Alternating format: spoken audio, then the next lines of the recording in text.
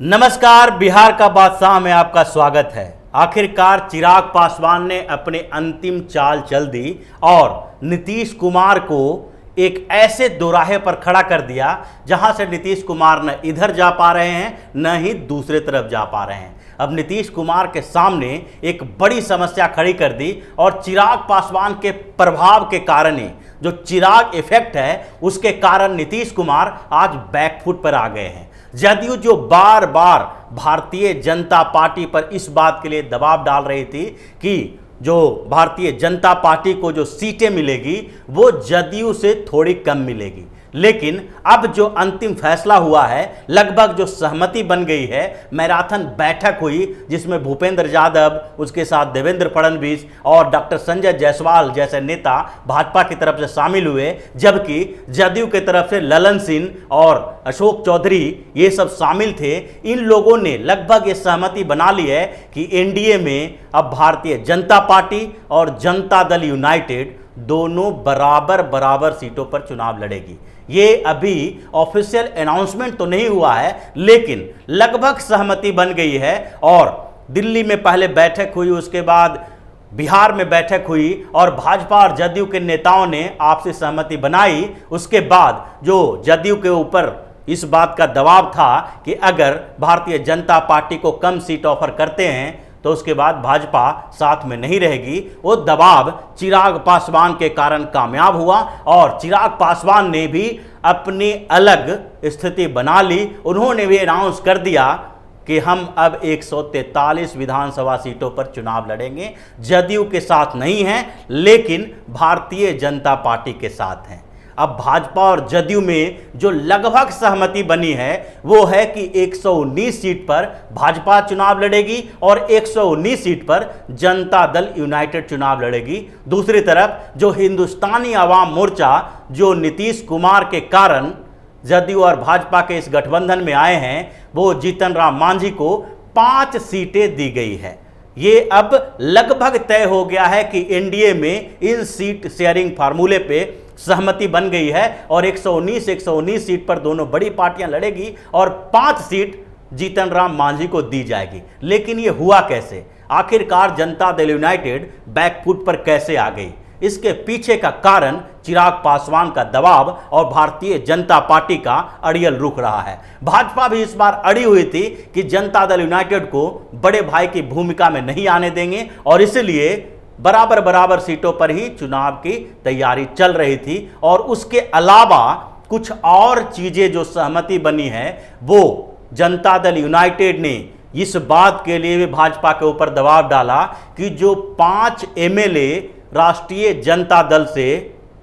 Janata Dal United में शामिल हुए हैं, जो सिटिंग एमएलए हैं, वो सीटें भाजपा जनता दल यूनाइटेड को दे दे और उन्हीं सीटों पर उन लोगों को टिकट दिया जाएगा। इसके अलावा जो राजद के कुछ और नेता शामिल हुए हैं और जो दूसरे नंबर पर थे, जिनको उस चुनाव में, पिछले चुनाव में जीत नहीं मिली थी, उनके लिए भी सीट की मांग कर रहे थे, लेकिन भारतीय जनता पार्टी की तरफ से नकारात्मक जवाब आया और भाजपा ने जदयू के उन बातों को भी मानने से इनकार कर दिया। लेकिन आखिरकार दोनों के बीच लगभग बराबर बराबर सीटों की सहमति बन गई है और अगर हो सकता है कि जीतन राम मांझी, जो अभी 5 सीट से ज्यादा की मांग कर रहे हैं, अगर उनको कुछ सीटें देने की जरूरत महसूस हुई तो उसके बाद ये समीकरण थोड़ा बहुत इधर उधर हो सकता है। लेकिन चिराग पासवान ने जो गेम किया है, उसके बाद नीतीश कुमार बिल्कुल बैकफुट पर आ गए हैं। अब वो चुनाव के बाद की स्थिति देख रहे हैं। हालांकि अब तक जो बिहार में एनडीए है, उसको इस बात की उम्मीद है, जनता दल यूनाइटेड और भारतीय जनता पार्टी को लगभग पूरी उम्मीद है कि ये चुनाव जो होगा वो 2010 की तरह होगा। जैसे 2010 के विधानसभा चुनाव में एनडीए को 200 से ज़्यादा यानी 203 सीटें आई थी और एनडीए में जनता दल यूनाइटेड और भारतीय जनता पार्टी थी, उसी तरह इस बार भी प्रचंड बहुमत भाजपा और जदयू को मिलेगी। लेकिन जो स्थितियां बन रही है, उसमें भारतीय जनता पार्टी को ज़्यादा सीटें मिलने की संभावना दिखाई पड़ रही है और उसके लिए ही बैटिंग कर रहे हैं चिराग पासवान। चिराग पासवान ने कभी भी ये नहीं कहा कि हम भारतीय जनता पार्टी के खिलाफ हैं, क्योंकि दिल्ली में वो एनडीए में हैं और बिहार में एनडीए से बाहर हैं। वो अब 2005 के विधानसभा चुनाव की तरह स्थिति देख रहे हैं कि 2005 में जिस तरह जो चिराग पासवान के पिताजी रामविलास पासवान की बड़ी भूमिका हुई थी और इसीलिए 2005 में जब चुनाव हुआ पहली बार तो उस समय 29 सीटों पर जीत के कारण रामविलास पासवान ऐसे किंग मेकर बन गए थे जिनको नीतीश कुमार ने मुख्यमंत्री बनने की ऑफर दे दिया था और रामविलास पासवान उस समय चूक कर गए। उन्होंने उस ऑफर को ठुकरा दिया जिसके कारण कुछ समय के बाद ही अक्टूबर 2005 में फिर से विधानसभा चुनाव करवाना पड़ा और फिर रामविलास पासवान की पार्टी की स्थिति थोड़ी कमज़ोर हो गई, सीटों की संख्या काफ़ी घट गई और इसके कारण वो एनडीए में नहीं रहे। और फिर बाद में जब 2010 में चुनाव हुआ तो राजद के साथ रामविलास पासवान ने गठबंधन किया क्योंकि उनको लग रहा था कि उस बार राजद फिर से सत्ता में आ जाएगी, लेकिन दोनों की स्थिति खराब हो गई और अब जो स्थिति बन रही है उसमें चिराग पासवान देख रहे हैं कि अब आगे भारतीय जनता पार्टी के साथ बने रहने के लिए जो मसाला चाहिए, जो मटेरियल चाहिए वो अभी है और इस चुनाव में भाजपा का साथ देना चाहिए। नीतीश कुमार जब तक पीछे नहीं हटेंगे तब तक दूसरी जो रीजनल पार्टी है बिहार की उसके लिए स्पेस नहीं मिलेगा और चिराग पासवान ने यही गेम किया। चिराग पासवान पहले जेपी नड्डा से मुलाकात किए, उसके बाद अमित शाह से मुलाकात किए और यहाँ तक कि प्रधानमंत्री नरेंद्र मोदी ने भी चिराग पासवान से बात की। हालांकि प्रधानमंत्री नरेंद्र मोदी और चिराग पासवान के बीच जो बात हुई है उसके बारे में ये जो कहा जा रहा है कि प्रधानमंत्री नरेंद्र मोदी ने रामविलास पासवान के लिए बात की थी, रामविलास पासवान के सेहत पर चर्चा की और उनसे उनके जो बीमार चल रहे हैं, जिनके हार्ट की सर्जरी होनी है, उन चीज़ों पर चर्चा की और उनके सेहत के बारे में जानकारी चिराग पासवान से ली। लेकिन अंदर खाने से तो यही पता है कि चिराग पासवान और नरेंद्र मोदी के बीच जो बातचीत हुई उसमें भी बिहार चुनाव पर चर्चा की गई और अंत में चिराग पासवान ने बार बार इसी बात को दोहराया कि हम भाजपा के साथ खड़े हैं और भाजपा के खिलाफ नहीं हैं, जदयू के खिलाफ हैं, जदयू से वैचारिक असहमति है और जदयू को किसी भी स्तर पर हम छोड़ने वाले नहीं हैं। आखिरकार जो भारतीय जनता पार्टी के रणनीतिकार हैं उन लोगों ने भी सोचा कि चिराग पासवान अगर चुनाव अकेले भी लड़ते हैं तो भाजपा को कोई नुकसान होने वाला नहीं है। हालांकि जदयू को थोड़ा बहुत नुकसान हो सकता है लेकिन भाजपा को नुकसान नहीं होगा क्योंकि